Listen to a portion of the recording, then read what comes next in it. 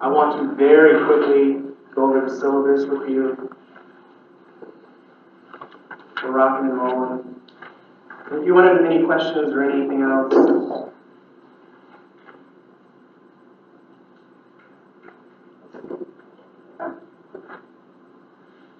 or when you want to have questions, just email me or text me or whatever. So here we go. Syllabus. My office is on the main campus, which means you're now going to go there, right? So the thing for, for us in terms of office hours would just be to meet here before class, or I can chat with you after class. And if it's anything more than that, then we can make an appointment or whatever, okay? So I'll meet with you whenever, wherever, but I think most general things can be addressed before or after class, yes? So I'll always be here early. Starting next time, I'll come even earlier than I did tonight. I'll be here by 4:30, 5 o'clock. If you want to start your tests, whenever we have a test, I'll be here early too. You can come in and get started on your exam if you want to start early and just finish it and get that off your chest. You can do that too. I would encourage everybody right now, write it down or save it in your phone or whatever. Most of you probably are going to use this number, all right? So that's the cell. I highlighted it in blue. Everyone gets it. 407 687. Anatomy. Yep. All right. 407-687-0124, okay? Just make note of it. When you're going to wish you had it, is because you're not going to have it, right? You're going to wish you had saved it in your phone or something like that because you broke down on the side of the road and you're wishing you could text me and be like, hey, I'm going to be late or whatever it is, okay? I want to know. If you're sick, I want to know. If you're going to miss class, you don't need to tell me you're sick, but if you're going to miss class because you're sick, I want to know. If your car's broken down out there, I want to know. Keep me in the loop on what's going on, and I'll work with you. If you come a week later and you're like, oh, I didn't know we were going to have a test tonight, I don't do that at that point. I need to know ahead. So you don't have to text me if you don't feel comfortable with that. You can send an email. The email address is there too. It's the same format as everyone else's, jrumsey@irs.edu. You don't have to text, but you can. If you have a question about the test, you text. I'll get back to you. It's faster, right? This is how we communicate. It's faster. And whatever time, too, right? If you're studying at midnight and you're like, oh, I should text, I'm just texting. Okay, I put my phone on vibrate when I sleep. I'm asleep at midnight. I'll get it in the morning. I'll text you back at 5. That's what I do. Oh, early riser these days. Okay. Yeah, I'll get the syllabus squared away. The topics, okay, so we're going to do endocrine system and blood, and then the first test. The Blackboard is already broken down. The learning modules are what the tests are. Okay, so it's already set up on the Blackboard. And then we're going to do circulatory system units. We're going to do, that's the big one. Okay, you definitely want to get an A on this first test, only 2 chapters. The next one is much larger in context. We're going to work more. Yeah, in fact, these first 2 chapters are super easy. There's not much going on here. It gets more complicated later. So our first test is for sure going to be next week. I would hope so. That's the plan. I'd like to do all of it whenever we finish tonight. My plan is endocrine system tonight, blood on Thursday. At the end of the blood chapter, I'll look at my multiple choice questions and sort of say, I'm here to concentrate on the guide you a little bit based on the questions. And then Tuesday we'll take a test, and then we'll have to stay after. We'll have to start the next chapter.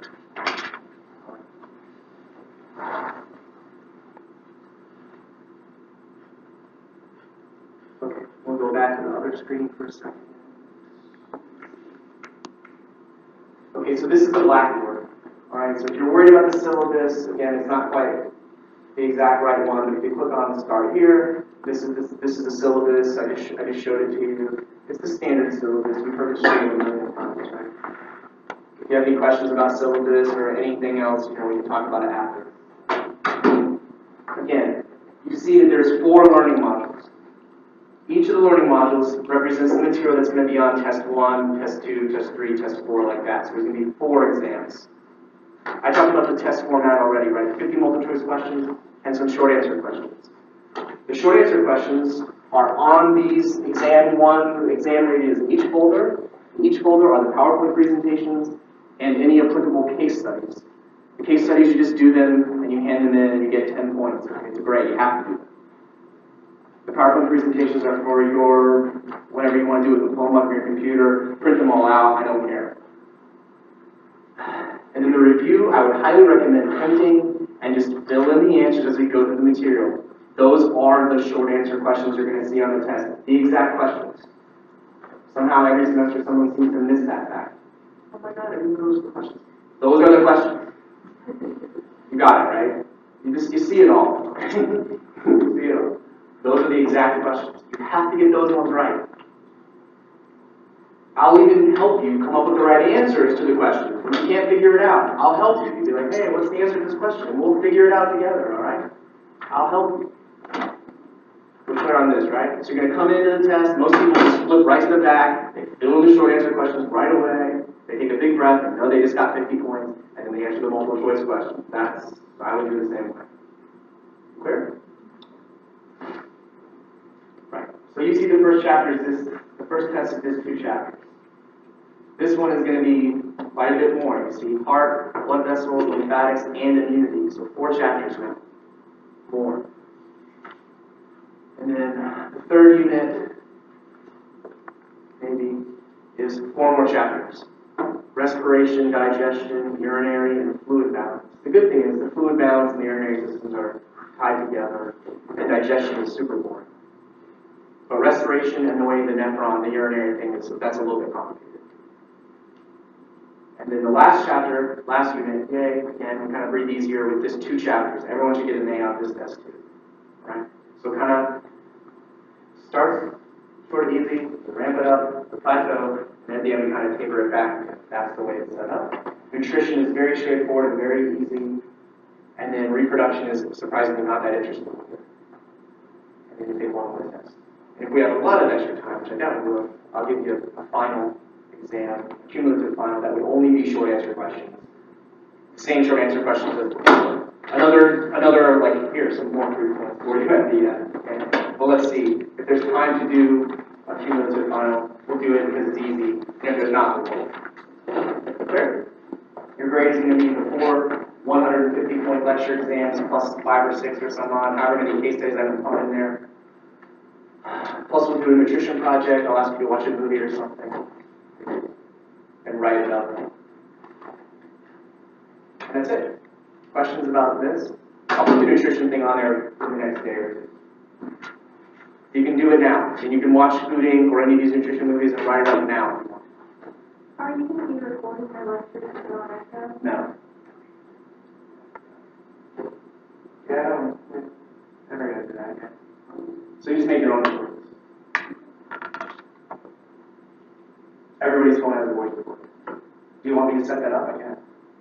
No, it's just the last class that I attended, it was more or less like a study tool. I would go home at night and just listen to the lecture and fill in notes. All right, I'll set that up. That's not a problem. Just because I'm new, I don't know how to set it up, but I'll figure it out. Okay, thank you. Yeah, no problem. Do you want to send me an email or what? Sure. I might forget. Okay. All right. Not a problem. Yeah, so I'll do my best to remember, and now that I've made a big fuss about it, I probably will remember. Just send me a reminder email. Okay. I appreciate it. Yeah, not a problem. I'll set it up. Other questions about the Blackboard, about the format of the class, about what's expected? We're on the same page? Everyone feels okay? Show up every class. Here's the plan, right? You got to come to every class. That's a given. You got to come and concentrate and pay attention and work and ask questions and participate in the class. And if you don't get it, you got to ask. I'm here to help you. It'd even be better if you could read ahead. School's never so easy. When I read the chapter before I went to class, oh my God. Amazing. Amazing. Seriously. You're going to read them anyway. If you're not reading the chapters, you're making a huge mistake in my humble opinion. And if you read ahead, then when you come to class, guess what happens? You get your questions answered, right? When we go through the sub, you're like, hey, I read this already, I don't get it. You actually have something to offer the conversation, right? The old school thinking of like, this is a didactic thing, I tell you.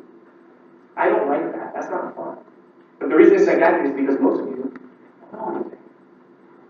And that's why you're here, to learn. But if you were to read a little bit of the chapters, you would show up with a little bit of information. And then we can have a conversation, a dialogue, way better. More fun for me, more fun for you. A little bit more upfront work on your part. But oh man, and I don't think anybody likes me in school, but like I read all the biochemistry chapter before I was in class.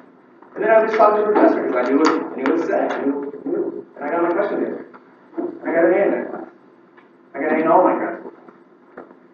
I was prepared. You can do it. Surprising. If you come prepared. I almost failed out of my undergraduate for that. 115 members. That's 2 C's, 2 D's, and whatever.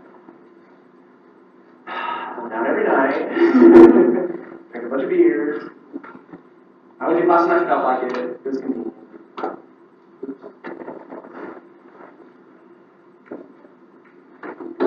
Woo. All right, ready? So I can't record the echo. The echo's not set up for this one, so there's no reason to wear this stupid little thing. But for Thursday, I'll email the guy and figure it out. Ready? 1, 2, 3. Time to make a recording. So the way this is always going to start is sort of the first slide saying, what's the plan? You know, what are the objectives? What are we trying to accomplish this time? And what we're trying to accomplish is name all the glands, say where they are, say what hormones they secrete, and say what the hormones do. And as I recall, that's one of the short answer questions. So I'm going to ask you as a short answer question to name any 5 hormones you want. This is an easy one. Pick any 5 hormones you want. Name the gland that secretes it. What else? Say what its function is. Say what the hormone does. No big deal, right? And you're going to see in a minute that there's a gland called pituitary, which you've probably heard of, that makes like 10 hormones. You can just pick 5 pituitary hormones, write pituitary ones, put an arrow, write your 5 hormones, and then say what they do. Not a big deal. Or you can pick 5 hormones that you know the names of already, and then pick right there, glands, however you want to approach it. All right. So if you remember from the end of AFE 1, it finished with the nervous system. It's okay. It's all right. You can get your recorder. At the end of AFE 1, we finished with the nervous system stuff, right? So this is the master control center of the whole body. And then we said the other part of that control system is the endocrine system, hormones, all right? And I focus on it a lot in my class because I think it's really interesting. There's an organ in your brain, a region of the brain where the nervous system and the endocrine system talk to each other. And the brain thing is called the diencephalon. You remember that? Some of you remember diencephalon. That's called the neuroendocrine organ. It includes the thalamus, epithalamus, hypothalamus, and then a stalk called the infundibulum that connects those neurons to your favorite gland, the master regulator gland. So how does it work, in coordination, like it says with the nervous system? We're going to control all body inputs and outputs, basically, between the 2 systems. The hormones, the molecules that do this communication are called hormones, and you can see there that the messages are delayed in their onset, right? Why? Because I have to secrete enough hormones to reach a certain threshold concentration before the hormone can bind to its target receptor and so on like this. Good? All right, that's the basics. So, again, quickly we can compare the 2 systems, nervous and endocrine, and we can say that the signal for nervous system, like it says, is neurotransmitters or direct electrical connections. And again, we just said for endocrine, it's hormones. The nervous system is fast.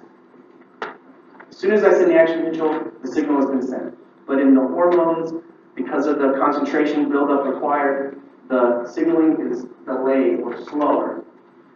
But in terms of duration, it's long-term, right? So once I cross a threshold, the signal is sent for a while until the concentration drops back down again. And then it will go back up again, maybe like this, right? So the systems complement each other nicely, right? That's kind of the observation we made here. Here's the glands, the major ones, okay? So there's 9 major glands. We're going to walk through them all. We wouldn't necessarily need to list them out. Again, pituitary is the most probably important one. It produces 10 at least different hormones that we know of, and is involved with the nervous system regulation of all the other glands.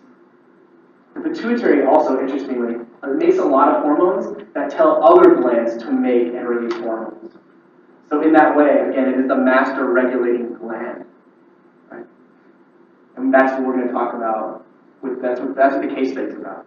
It makes a gland that tells the testes to make testosterone and tells the ovaries to make estrogen, like this. All right, thyroid and parathyroid gland, those are linked together. The parathyroid sits on top of the thyroid. Where's the thyroid gland? In the neck, right? Yeah, adrenal glands, where are those? Adrenal? They sit on top of the kidneys, right? Kidneys. Pineal gland, also in the brain. It said it's on the back of the epithalamus. What's that? Thymus, where's the thymus? It sits on top of what other organ? Thymus tumors are dangerous because of its location relative to your heart. The thymus gland sits on top of the heart, kind of wraps and is in close proximity to the major vessels of the heart, aorta, and others. Right? So tumors that cause major thymus growth are dangerous because they compress the heart and cause heart problems. Also makes it difficult to operate. It's not they can't do it, it's a little more serious. Thyroid gland, I'm just cutting it out, right? Okay, pancreas is next. So the pancreas is both an exocrine gland and an endocrine gland. What hormones the pancreas make? You should know these hormones. Insulin and its pair. Insulin has an opposite hormone, starts with a G. Glucagon. And that's what they do. They regulate glucose concentration. So insulin and glucagon together control glucose concentration. Gonads is, of course, ovaries and testes, and we know the hormones. Testosterone for the male, and it has a bunch of derivatives that are metabolized after that. And then estrogen, there's multiple, the same thing. You've heard of estradiol probably, and then there's a bunch of derivatives, and progesterone. And then, right, we mentioned the hypothalamus already, and you're going to see in a minute, the hypothalamus actually makes a couple of hormones. Okay, other hormone-producing structures, interesting, right? More interesting just because you maybe did not know. The heart makes some hormones, we'll talk about that. Your GI tract makes a bunch of hormones in terms of regulating digestion, controlling, enzyme concentration, acidity in your stomach. It also regulates back to your brain. We'll revisit this when we get to nutrition, and makes you feel full. I'm thinking cholecystokinin and others. The placenta, right? Kidneys. What hormone do the kidneys make? Erythropoietin. EPO regulates red blood cell concentration. We're going to get to that. Skin, vitamin D, and adipose tissue. I find this fascinating. I could fill the whole 3 hours tonight easy. I'm going to try not to do that. I find this amazingly cool because of the work I did. Okay, so we didn't think that adipose tissue did anything. We thought it's energy storage and causes other metabolic issues, right? Now we know, and I'll show you. I'll show you. We now know, based on complete serendipity, that adipose tissue makes two really, really important hormones. One's called leptin, and the other one's called adiponectin. And this is an amazing story, and I'm going to just tell it to you now just for fun. You can read the slides on your own, right? And you're going to read the chapters on your own, so you don't need me for that. You need me for the fun stories. So,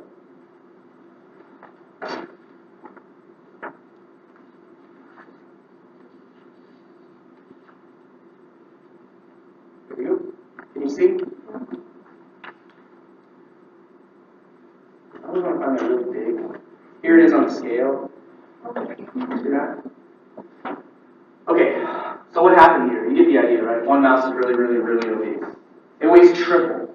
That mouse, a normal adult mouse weighs about 8 grams. The obese one, 24 to 30 grams. Why is it so obese? What they found. Okay, so they discovered this completely randomly at a place in Maine where they grow animals for research. Okay, they went into the cage and one day they saw this really obese. And they did a bunch of tests. I'll tell you the short version. They did a bunch of tests, and they found out that there's a genetic mutation in the mouse. And so the mouse doesn't make a hormone that we now call leptin. And leptin does, here's what it does. It's produced by the adipose tissue. The more adipose tissue you have, the more leptin your body needs. Seems reasonable.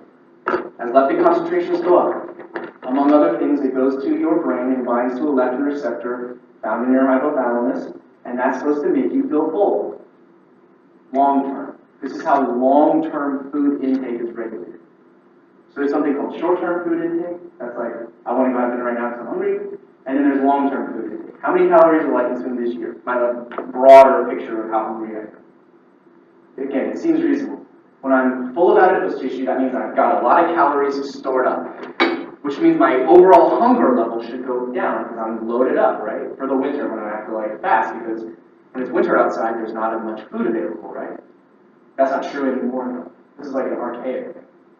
Winter meant nothing to hunt, and no apples on trees, and whatever.